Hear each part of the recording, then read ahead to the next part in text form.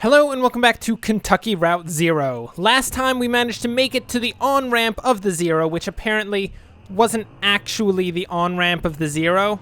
It's a bit confusing, but anyway, we are trying to go somewhere? Where are we trying to go? Let's actually check that out. Marquez Farm, Mines. There's someone we're supposed to be... Oh my word. My controller is shaking on the table like nobody's business. I'm gonna unplug that with extreme prejudice! Okay. Controller has been unplugged with some immense prejudice. Okay, so I can't really remember where we're supposed to go from here, but it has to do with Weaver, I think. So maybe we should go to the Marquez farmhouse and see what we got here. Shannon, is this your home, perchance? Oh, yep, this appears to be the right place to go. It is now scene 5 of Act 1. I wonder how many scenes are in Act 1. Huh. Well, Maurice, how you feeling? How you feeling? Let's have a little chat in front of Shannon, who now thinks we're crazy. There are some horses out there behind the house. I just met the strangest lady. I mean, she's right there, Conway. You can't just go around being like, no, I just met the weirdest person, and the person is literally standing easily within earshot. Oh, I just said it. Oh my goodness, the amount of times that I accidentally clicked the wrong thing, that's terrible. She kind of creeped me out. Are we talking about Weaver or Shannon? Shannon's not really creeping me out. Weaver, she's creeping me out like nobody's business. Just had a weird energy. Yeah, who was that? Who just walked in front of the screen? Who did it? It was Weaver, wasn't it? She's looking. She's searching intently for a pond to drown us in. Why would you do that, Weaver? I don't have to be drowned. It's not a necessity of the universe that I be drowned in some pond. I mean, look at Shannon. She's standing behind me and she's not trying to kill me yet. Pretty sure she will at some point. I mean, she's a trained revolutionary. She knows how to kill. It's not the best situation. But, I mean, she's not trying to kill me right now, in the very least. Can we, continue forward? I don't seem to be able to walk any farther up the hill. Oh, I guess Shannon needed to, actually help us up. Okay, so if Shannon's actually gonna help us walk up this hill, I'm fine with that. I mean, so long as she's not escorting us to the graveyard. Shannon, if you're escorting me to the graveyard, I swear to goodness, I will put you in the graveyard. I'll do it, I swear. I'm crazy. Trust me on this one. Not as crazy as Weaver, but still crazy. There's nobody buried here, you know. It's decorative, I guess. Or it's art or something, I don't know. A decorative graveyard. What are the names on the headstones? That is a good question. If there's no one buried there, why are there names on the headstones? Shannon, are those your, victims? Nowakowski, Padilla? I don't know these names. Maybe the people who lived here before? I know when they bought this property, it already had a house and everything. Or maybe they have some other symbolic meaning. They're the names of your victims, aren't they, Shannon? Were you an assassin for the revolution? I know this to be the case. Don't hide your past from us, Shannon. We will figure it out, I swear. Oh, and look at that headstone, Marquez. I used to think that was for my parents. Now I don't. Now I don't know. Is it for you? Are you dead, Shannon? Are you pretending to not be dead? Oh, Shannon is pulling the typical pretending to not be dead move. Oh, I hate that move. It's the worst. Shannon, are you gonna, like, stop helping us just because we're going into the house? I mean, I don't mean to be that guy, but my leg is broken. I mean, from the way I'm walking up those stairs, you can't really tell, but my leg was destroyed by the, cave-in. I don't know if you noticed that one. Huh. Well, Weaver's not here, hopefully, which is a good thing. I count that as a nice situation. So this is where she was? Yeah, makes sense. This is where Weaver and her parents lived. They took out a bunch of loans, you know, and had this place built. Oh, yeah? Did they? How nice. Do you have any debt? I never really had any collateral. I owe some people some apologies. I don't think we owe anyone any apologies at this point. Everyone's been quite aggressive towards us, and we haven't been terribly aggressive towards them. I don't really have any collateral. Something to be said for that, I guess. I mean, who would I owe an apology to? Like, the guy in the gas station? Well, I may or may not have said that the basement of his gas station had an extra-dimensional portal in it, but I argue that that's totally fine because it actually does have an extra-dimensional portal in the basement. We don't have to apologize for that. Come on. My parents were like that until the company store found a way to get to them. For my dad, it was tokens to run the fans and air purifiers, and for my mom, it was canaries. Two solutions to the same problem, but they sure sounded different. Yeah, they do sound different. I mean, your dad wasn't killing canaries. Sounds like your mom was all about killing canaries, though. Kind of weird. Weaver had debt, too. A lot of it. All tuition. How'd she pay it off? She said she was a mathematician or something? Yeah, that's a good question. What exactly does she work with? Yeah, she studied some esoteric stuff about something about using math to translate between Spanish and English. Are you sure she didn't use math to transport herself between dimensions from this dimension to the water dimension where she can drown people literally whenever she wants to? 'Cause it's made of water. Weaver, you can't trust her. Shannon, I know you like her because she's like your cousin. She's going to try to kill you, mate. I think eventually Weaver put those math skills to work on all the red numbers in the family checkbook and got a clear sense of just how hopeless their situation was. That's not bad. I mean, you could do worse with a math degree. So she left. I guess she just drove away in the middle of the night. They woke up in the morning and the car was gone. Never came back. Well, that's a lie. She did come back. She was here. I mean, I can understand why she would leave. After getting a homicidal urge to just drown everyone after seeing the amount of debt they had, I too would probably leave from society. Then again, I'm not 100% certain how to deal with homicidal urges because I don't get them very often. Because although I may be crazy, not quite that crazy until tonight. Oh, there we go. That's nice. Someone else told me to come back here and talk to her. She seemed really focused on that old TV. Were you happy to see her? I don't know if she saw her. Huh. Okay, I guess we two aren't the only ones she's been talking to. Nah, she talked to a really sketchy guy in a gas station. Like, I mean super sketchy. I don't trust that guy for a second. Oh, that's not something you see every day. That old TV right there? Well, that is a damned antique for you. I had a model like that in the shop once, but I had to sell it off to make rent. Most painful decision I ever made. Say, do you mind if I open it up? Looks like the dials are all corroded and the screen is leaking light a bit. Come on, I bet Lisette would never forgive you for letting a specimen like that fall into disrepair. I mean, if you want to open it up, that's fine, but there's probably an antediluvian portal inside that TV.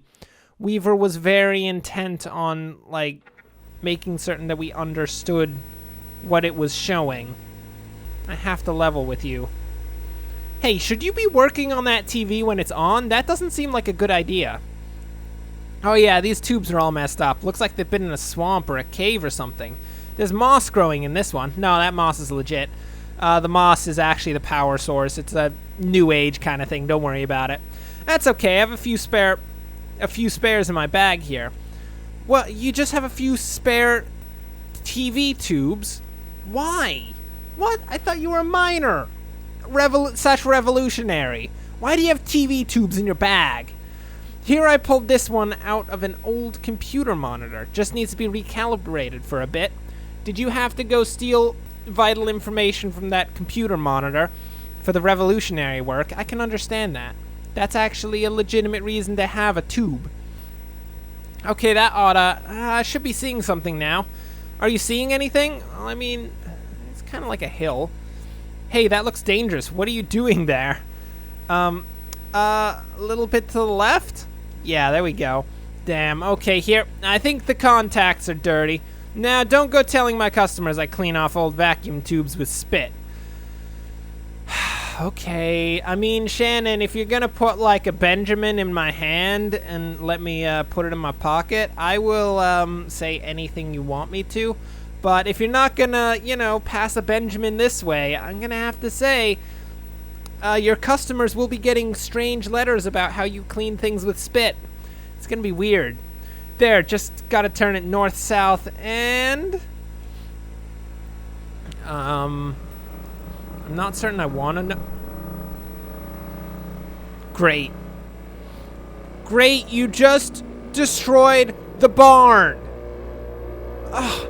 I mean, you were supposed to fix things, not destroy things. There was no reason to destroy that barn, Shannon.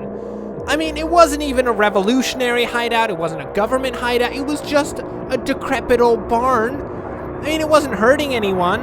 I mean, that is the Kentucky Route Zero, I will note. So I'm not completely annoyed about the fact that you destroyed that barn because now we can go to the Zero. But at the same time, come on now. Where are the horses going to sleep? Are they going to sleep in the field all the time? Ugh, disgusting. So, is that the end of Act 1? That may very well be the end of Act 1. Oh, yeah, no, there we go. End of Act 1. That is very nice. We have managed to open the Zero. Our revolutionary friend Shannon has, worked that out. We still haven't found... Ooh, who is this? You have a bunch of color. Letter. Attention, Lula Chamberlain. Ari, your application. Thank you for your application to the Gaston Trust for Imagined Architectures. That is a weird name for a place. We received a record number of applications this year. Over 100 in total, and regrettably, we can only award one fellowship position per year. As you know, our review process includes multi-phase blind committee analysis of portfolio. What is that? What is that in the background? Is that like a guy's feet? Because it kind of looks like a guy's feet. Are you hanging people from the ceiling here? Look, that's totally feet. Jeez, what is this place? Oh. As well as a carefully reviewed by panel of subject matter experts, blah, blah, blah, blah, blah. You've denied us, is what you're saying. We must be extremely selective in our process so as to maintain the standards that we established over the 35 years in our operation. Our panel did not select your application. Please go kill yourself later. Thank you very much. We encourage you to consider reapplying next year. Many young artists and architects reapply for a few consecutive years before being accepted. How nice. Well, I'm such an artist that I'm literally hanging human beings from my ceiling. I don't know if that's something that would be put on the resume or just as a side note or something. I don't care who this person is. Below the print text is a hastily written hand note. Sorry for the condescending form letter. Love your work. Unfortunately, I just do the mail here. Oh, how sad. Throw the letter in the waste bin, fold it up and put it in her handbag. Well, Lula, you seem like the kind of person who has fits of rage based on the fact that you're hanging people from your ceiling. So you're going to throw that in the wastebasket. Sorry. Lula, open a folder on her desk labeled proposals. Open a folder of writing paper on her desk. Well, let's see these proposals. Let's see. All printed on a fading letterhead reading Bureau of Reclaimed Spaces. Why do you have just really weirdly named things around here? Site hospital, proposed use auto dealership. I mean, is it a working hospital? Because I don't feel like turning a working hospital into a grave dealership would be great. Site distillery, proposed use graveyard. Well, I mean, no, you're supposed to put the graveyard next to the distillery, as the distillery is the act of killing and the graveyard is where you put the dead. No, that's going too far. No, it's fine. Basketball court, proposed use kennel. I definitely see the irony in basically all of these, except for this one. I do not understand the proposal number 1, but the other two have a level of irony to them. Let's check out the distillery into a graveyard. Distillery still active, but scaling down operations to less than half of site. Distillery built on top of graveyard originally. Hybrid distillation graveyard could share resources. What do you mean hybrid distillery graveyard could share resources? What does that mean? Like, what resources are being... Chapel, once repurposed into bottling facility, could be repurposed into chapel. You can't share resources between a distillery and a graveyard. You're not distilling dead bodies here, or dirt. I mean, you could distill dirt. Can you distill dirt? I don't think you can distill dirt. No, this is ridiculous. Opposed. Done. Oh, what is... Oh, my word. Okay. Let's check out this hospital auto dealership. What's going on? Hospital closed due to repeated sanitation violations. Auto dealership sanitation requirements comparatively lax. Small operating rooms could be repurposed into offices. Large cubicle-style administrative offices could be repurposed into showrooms. It's actually not bad. And I mean, the hospital's already closed down, unlike the distillery, which clearly wasn't closed down, and there's no reason to turn it into a graveyard. This one actually makes some sense. I endorse this. Thank you very much. Rick clears his throat. Oh, are you not hanging from a ceiling? You're sitting at a desk. Hang her from the ceiling immediately. Busy? I'm vaguely. How are you, Rick? I shouldn't complain. So what, Rick? Did you get my note? About party office, I'm going to stag. What does that mean? I'm going to stag? About the proposals? I've just finished them. Well, that's not true. I only got 2 of them. That's nice. Oh, great. Okay. I'll tell Diane. I think she was waiting on, I don't know. Rick, do you have something you want to talk about? So how's your application go? I was in the mailroom and I saw you got a letter back. We're going to have to hang the application people from the ceiling because that is just how I deal with my anger. You may be on the ceiling as well. Sorry, I don't mean to pry. I just saw. No, you were prying, Rick. I know. You're a sketchy person. You know, Rick's the kind of guy who goes into a park and just sits on a bench and just looks at nature. You disgusting individual. Rick is not fit for society. How's your goldfish? Oh, and your only friend is a goldfish, Rick. Oh, what a strange human being. He's dead, isn't he? You killed your goldfish. Did you hang it from the ceiling? Why? Why'd you do it, Rick? Rick is a terrible degenerate. Bureau of Reclaimed Spaces.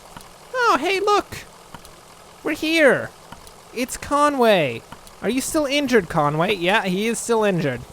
Well, for now, that will bring us to the end of this episode. Thanks for watching. If you enjoyed this, like and subscribe. Next time, looks like we're going to be going down here. I don't know where this is or where we're going or what kind of place this is, but it's definitely much nicer than the place we came from because it's all like, there's actual color here. And we've still got Shannon and Maurice, who are like our compadres in this terrible world. I think we should be fine. So until then, thanks for watching, and of course, enjoy the rest of your day.